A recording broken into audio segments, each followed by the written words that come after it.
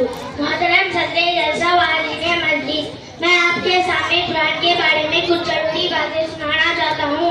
उसे सुने। कुरान मजीद अल्लाह की किताब और अल्लाह का कलाम है। कुरान मजीद को हमारे नबी मोहम्मद सल्लल्लाहु अलैहि वसल्लम पर उतारा है। कुरान मजीद में 7 मंजिल है। कुरान मजीद में 30 पारे हैं। कुरान मजीद में 114 सूरे हैं। कुरान मजीद में मक्की सूरतें यानी मक्के में नाज़िल होने वाली सूरतें 86 हैं। कुरान मजीद में मदानी सूरतें यानी मदीने में नाज़िल होने वाली सूरतें 28 है। कुरान मजीद में 540 रुकू है। कुरान मजीद में मशहूर कौल के मुताबिक 6666 आयतें हैं।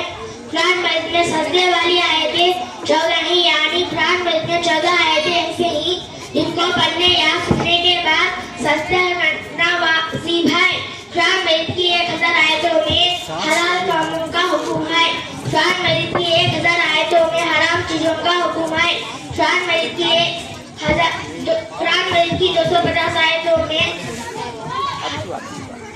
कुरान की 1000 आयतों में पहली लोगों के किस्से बयान हुए हैं।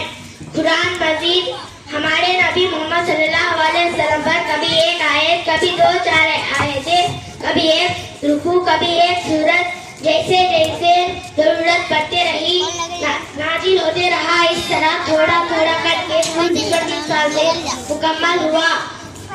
कुरान मजीद हमारे नबी मोहम्मद जैसे उतारा आज तक वैसे ही बाकी, ना उसमें कोई कमी की गई है, ना ज्यादती और नहीं कुरान मजीद तब्दील या रद्दो बदल किया गया, बल्कि कुरान मजीद चुकत तो बिल्कुल महफूज है, क़यामत तक महफूज रहेगा। ना कोई कुरान को मिटा सकता है, ना उसमें कोई तब्दील या कर सकता है, क्योंकि कुरान के हिफाजत की जिम्मेदारी अल्लाह ने खुद लिया है। हर बालिग मुसलमान मर्द और औरत पर साल में 2 बार कुरान पढ़कर खत्म करना कुरान का